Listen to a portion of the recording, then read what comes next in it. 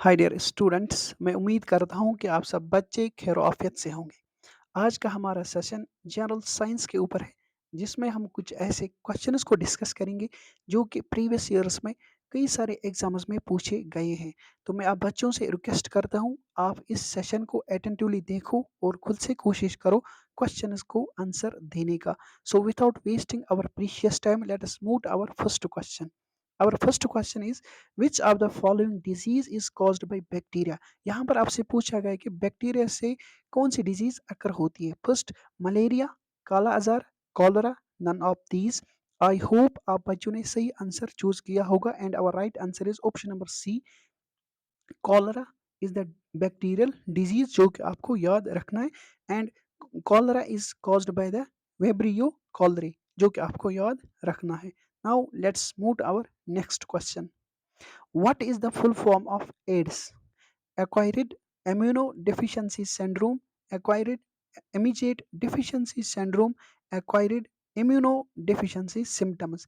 आई hope आप बच्चों ने सही आंसर चूज किया होगा and our right answer for our question number second is acquired immunodeficiency syndrome। Now let's move to our next question. Smallpox disease is caused by a virus which belongs to। तो यहाँ पर आपसे पूछा गया कि smallpox disease जो कि viral disease है, जिस वायरस के कारण स्मॉल पॉक्स डिजीज होती है, वो वायरस किस स्ट्रेन को बिलोंग करता है। Now let's move our options. First option, DNA strain of virus, RNA strain of virus, none of these। I hope आप बच्चों ने सही आंसर चूज किया होगा and our right answer for this question is option number A, DNA strain of virus. जो कि smallpox disease एक viral disease है, और जिस वायरस के कारण ये स्मॉल पॉक्स डिजीज अगर होती है, वो वायरस बिलोंग करता है DNA स्ट्रेन ऑफ वायरस, जो कि आपको याद रखना है। यहाँ पर आपसे ये भी बताऊं कि कोविड 19 जो कि एक वायरल डिजीज है, वो जिस वायरस के कारण अगर होते हैं, वो वायरस बिलोंग करता है RNA स्ट्रेन ऑफ वायरस, जो कि आपको याद रखना है। Now let's move our next question. World hepatitis day is celebrated on. World hepatitis day कब मनाया जाता है? 28 जुलाई, 28 सितंबर, 11 सितंबर। आई होप आप बच्चों ने सही आंसर मार्क किया होगा and our right answer is option number A, 28 जुलाई को मनाया जाता है world hepatitis day.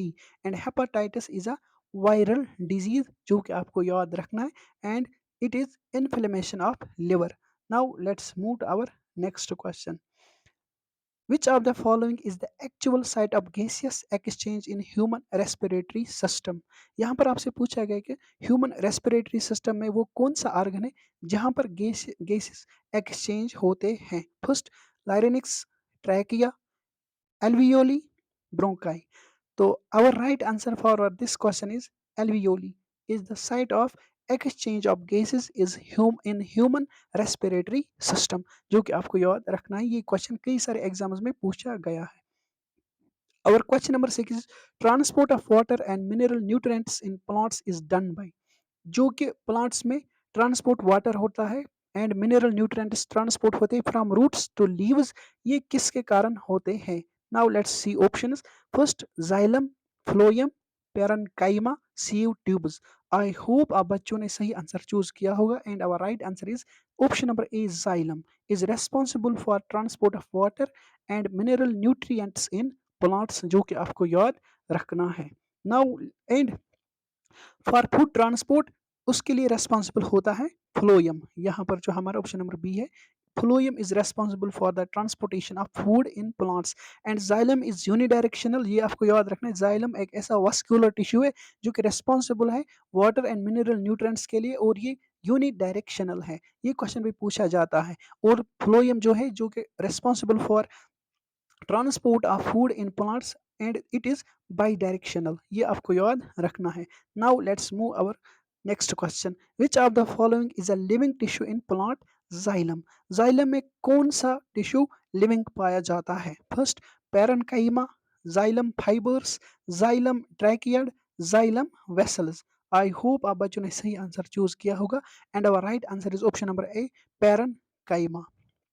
Parenchyma is the only living tissue in plant xylem, जो कि आपको याद रखना है। Now let's move to our next question. Muscle cells in human body helps in formation of. Muscle cells जो कि हमारी बॉडी में पाई जाती है, तो वो किस चीज के लिए रेस्पॉन्सिबल है? First, storage. Second one is lactic acid. Third, pancreatic juice. And D is none of these. I hope आप बच्चों ने सही आंसर चूज किया होगा and our right answer is lactic acid. ये आपको याद रखना है। जब भी हम दौड़ धूप करते हैं या कोई ऐसा काम करते हैं जो जिसमें हमारी एनर्जी बहुत ज्यादा लगती है, तो उसमें जो हमारी मसल सेल्स है वो एक्टिव होती है, और वो जो एसिड फॉर्म करते हैं उसको हम कहते हैं lactic acid. And this lactic acid is responsible for pain in our joints, and this lactic acid is also responsible for muscle cramps, जिसको हम मसल कंट्रैक्शन कहते हैं, जो कि आपको याद रखना है। Now let's move to our question number 9। Which of the following is called the grana of chloroplast? Chloroplast का ग्राना किसको कहा जाता है? Now let's see options. First, thylakoid, stomata, guard cells, DNA. तो आई होप आप बच्चों ने सही आंसर चूज किया होगा and our right answer is option number A, thylakoid is called the grana of chloroplast, जो कि आपको याद रखना है। Now let's move to our question number 10। Process of conversion of DNA into RNA is. तो DNA से जब RNA बनता है तो उस प्रोसेस को हम क्या कहते हैं? First, reverse transcription.